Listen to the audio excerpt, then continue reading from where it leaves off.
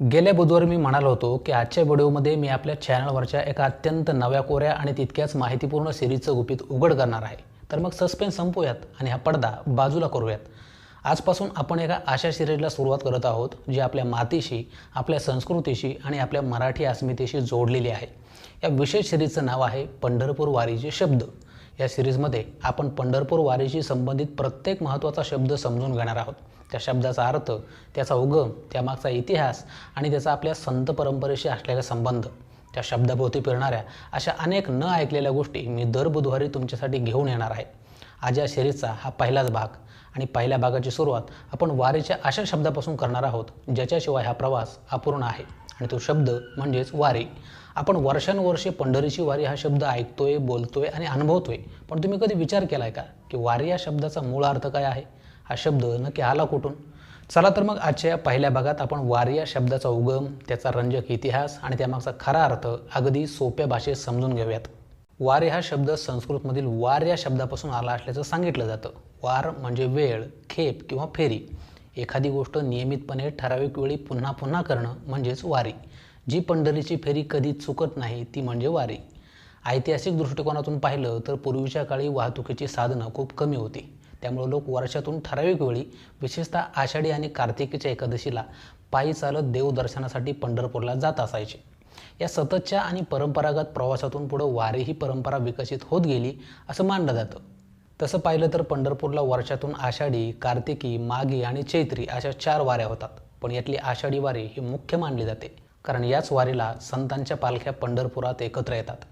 बरं, अनेकांना असं वाटतं की वारी आणि यात्रा हे दोन्ही शब्द एकच असावेत, पण खरं तर या दोघांमध्ये खूप मोठा फरक आहे.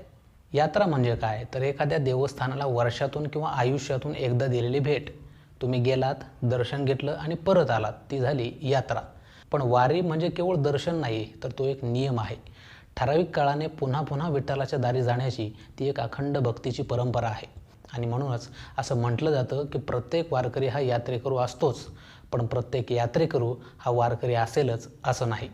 संत साहित्यामध्ये वारी म्हणजे केवळ पायी चालत पंढरपूरला जाणं नाही, तर ती एक आनंदी आणि भक्तीनं भरलेली साधना मानली जाते.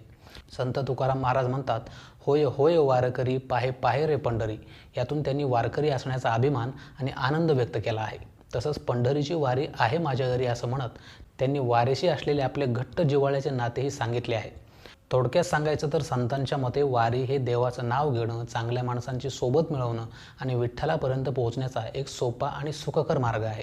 परमार्थाचा हाच मार्ग आपल्या व्यावहारिक आयुष्यात इतका एकरूप झाला आहे की त्यातूनच मराठी भाषेत वारी करणं हा वापराचा रूढ झाला आहे.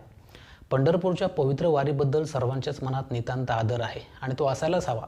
पण या शब्दाचा प्रभाव मराठी भाषेवर इतका खोलवर पडला आहे की एखाद्या कामासाठी वारंवार जावं लागणं किंवा ठराविक फेऱ्या माराव्या लागणं यासाठी सुद्धा वारी हा शब्द वापरला जातो. उदाहरणार्थ, एखाद्या व्यक्तीला कामानिमित्त वारंवार न्यायालयात जावं लागत असेल तर त्याची कोर्टाची वारी सुरू आहे असं म्हटलं जातं. अशा प्रकारे धार्मिक संदर्भातून आलेला हा शब्द आज मराठीच्या दैनंदिन व्यवहाराचा सुद्धा एक भाग बनला असल्याचं दिसून येतं. श्रद्धा आणि रोजच्या व्यवहारात या शब्दाचा होणारा वापर पाहिला की वारी ही संकल्पना मराठी भाषेत आणि लोकजीवनात किती खोलवर रुजलेली आहे हे लक्षात येतं.